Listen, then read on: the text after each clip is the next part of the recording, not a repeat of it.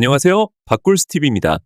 문재인 전 대통령과 이재명 대표에 대한 검찰 수사는 정점을 이루고 있는 가운데 국힘당 관계자들에 대한 수사는 봐주기 수사가 계속되고 있어 논란이 커지고 있습니다.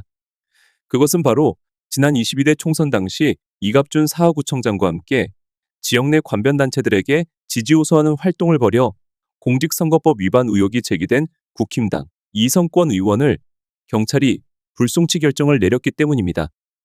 당시 이갑준 사하구청장이 관변단체장들에게 전화를 걸어 이성권 후보를 도와달라고 요청을 했고 함께 있던 이성권 후보에게 전화를 건네서 이 후보가 직접 지지를 호소한 사건입니다. 또한 한 번도 아니고 두 번이나 똑같은 방식으로 전화를 하였고 녹취록 전문이 증거로 제출이 되었으며 두 번째 전화는 구청장실에서 했다는 것이 수사 과정에서 드러나기도 했습니다. 이러한 점으로 보아 두 사람이 사전에 공모하지 않고서는 있을 수는 없는 일이었고 관변단체 회장에게도 같은 날 똑같은 방식으로 불법 선거를 저지른 정황과 증거를 추가로 제시하기까지 했는데도 불구하고 이런 말도 안 되는 불송치 결정을 내렸다는 것인데요. 그렇게 공정과 상식을 외치는 윤 정권에서 자기들 식구들만 죄가 없다라고 덮어주고 있기에 국민들의 분노는 폭발할 지경입니다. 언론들조차 국힘당과 연루된 사건들은 쉬쉬하고 있어 국민들은 이 사건에 대해 잘 모르고 있는 상황입니다.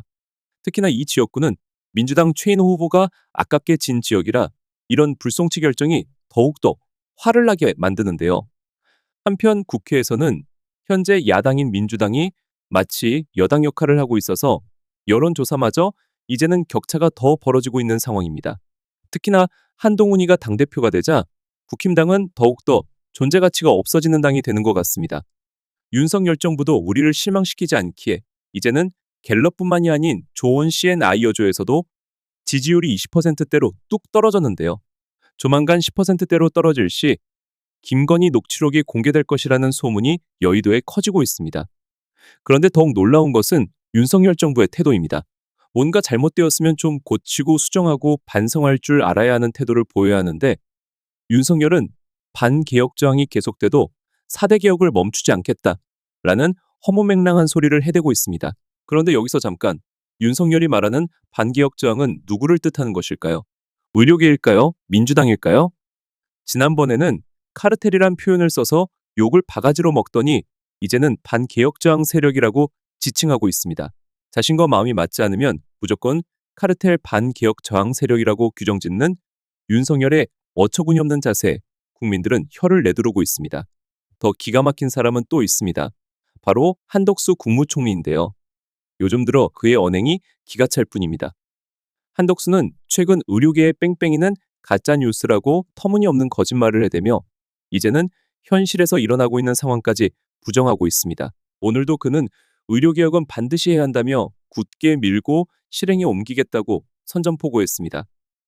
반대로 뉴스에서는 응급실 못 가서 죽고 위급한 상황이 생긴 사람들이 한두 명이 아니다 라는 속보들이 쏟아져 나오고 있는데요. 한덕수는 게다가 이번 의료대란의 가장 큰 책임은 의사들에게 있다라는 말을 하기까지 했었습니다. 이에 민주당 박주민 의원은 정부가 어려움이 닥치면 고개를 쳐박고 현실을 부정하는 타조가 되어서는 안 된다라며 이번엔 제가 묻고 싶습니다. 윤석열 대통령과 한덕수 총리가 사는 나라는 어느 나라입니까? 라고 따져 물었습니다. 여기서 박주민 의원이 말하는 타조 증후군이란 어려운 일이 발생하면 대응 및 해결을 하려고 하지 않고 현실 부정 속에서 문제 대응을 거부해 나중에 심각한 화를 입게 되는 현상을 일컫는 말입니다. 정말 빨리 치료를 받아야 할 사람들이 누구인지 국민들에게 가르쳐주고 있는데요. 오죽하면 이번 추석 연휴 덕담에 서로들 아프지 마라 라는 말들을 할까요? 정말 윤석열 정부 들어 한 번도 경험하지 못한 일들을 겪고 있습니다. 끝으로 의료대란과 관련하여 현재 의사들이 처한 상황에 대해 서울대학교 병원 소아흉부외과 곽재건 교수의 요약 인터뷰 내용 보시면서 영상 마무리하겠습니다. 제가 그냥 여기 남아서 환자를 보고 그러는 거는 당연히 아픈 사람이 있으니까 옆에서 치료를 할 수 있는 걸 배웠으니까 이제 하는 게 1순위이지만 언젠가는 저랑 같이 다시 이 일을 지금 눈에 딱 보이거든요. 그 친구들 얼굴이 이렇게. 몇 명 없어요. 소아흉배과 하고 싶어 하는 사람 몇 명 없어요. 그러니까 이제 출산율도 낮아지고, 그럼에도 여러 가지 어려운 상황임에도 불구하고 이거를, 아, 난 이거야 하는 후배들이 있거든요. 그러니까 근데 그런 모든 거를 알면서도 난 이거야 라고 하는 후배들이 정말 드물게 있어요. 올해 정말 운이 좋게 2명이 들어왔고, 또 내년에 1명, 후년에 1명 있을 것 같은데, 그 후배들이 올까봐 왔는데 여기 아무도 없으면 안 되잖아요. 그 친구들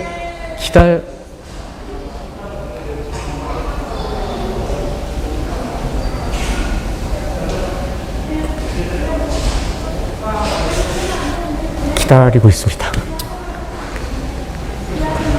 그 친구들을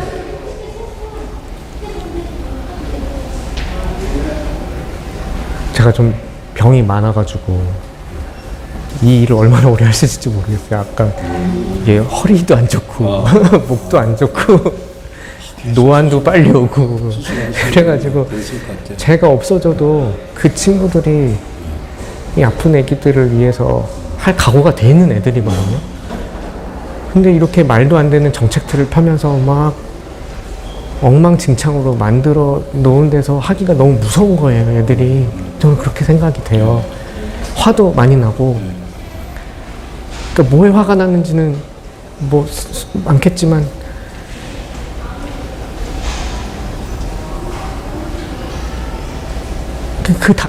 그 다음에는 이제 제가 할 일은 아닌 거죠. 저는 이제 나이 먹고 손 떨리고 눈 안 보이는데 수술하면 안 되죠. 저는 그만둬야죠. 환자들을 위해서.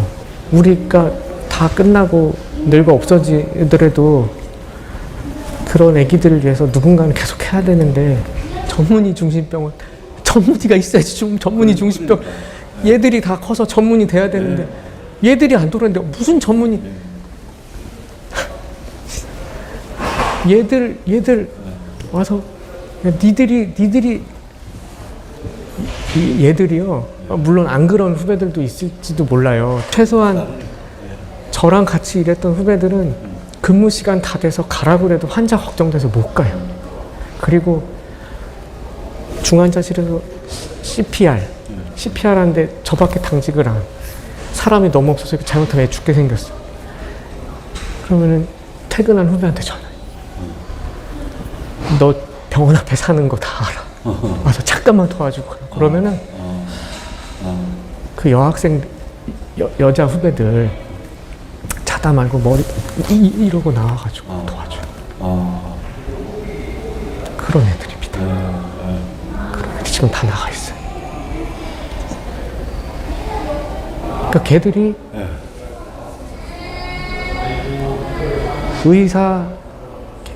걔들이 사람들이 어떻게 의사가 환자 곁을 떠나? 맞는 말이죠. 환자가 있으니까 의사가 있는 거니까. 근데 그냥 그러고 살아오니까 이 모양 이 꼴이 된 거를 이제 알고, 사실은 저희들이 힘이 없잖아요. 그냥 걔들은 지금 나가 있는 게 자기들이 할 수 있는 그거예요. 그리고 걔들은 지들 선배들이 여기 있는 걸 아니까 너네 믿고 나가 있는 거예요. 우리 믿고 나가 있는 거예요. 잠깐 나가 있는 거예요. 그리고 저랑 같이 일했던 후배들은 돌아오고 싶어 합니다. 근데 이제 무서워서 못 하겠습니다. 저희들이 얘기하는 여러 가지 주장들이 그냥 오로지 그냥 보통 우리가 생각하는 것처럼 밥그릇 싸움만은 아니라는 거를 좀 알아주셨으면 좋겠고, 물론 뭐 다양한 이해관계가 있겠지만 그래도 뭔가 의사들이 하는 얘기를 좀 합리적으로 한번 받아들여 봐주셨으면, 그 속에 무슨 뜻이 있을까, 너네 또 이런 소리 하네, 이렇게 그냥 치부하지 마시고 도대체 왜 이런 소리를 하는 건지 조금 더 들여다봐야겠다. 의사들이 하는 얘기를 한번 차분히 한번 이렇게 다시 한번 곱씹어 봐주셨으면 좋을 것 같습니다. 솔직히 저는 대통령이 어떤 분인지 전혀 모르고 어떤 성격을 가지신 분인지도 전혀 모르고 그냥 직접 사람들 우 몰고 들어와가지고 다니시지 말고 그냥 몰래 한번 오셔서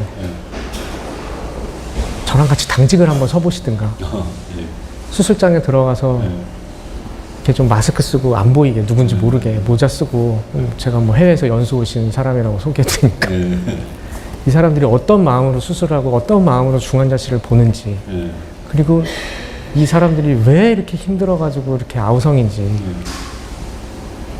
응급실도 한번 좀 들려보시고 이 고생하는 암 환자들 치료하는 혈액종양 내과 의사들 외래 하루에 100몇 명씩 보는 거 한번 앉아라도 한번 보시고 그냥 앉아있기도 힘든데 100명씩 되는 사람들한테 일일이 다 설명하고 어떻게 살고 있는지 좀 보고 그냥 옆에서 하는 얘기만 듣고 아무 문제 없다고 하지 마시고 딱 24시간만 같이 지내보셔도 잘 돌아간다 뭐 흔들림 없이 뚜벅뚜벅 이런 말씀 못 하실 거예요.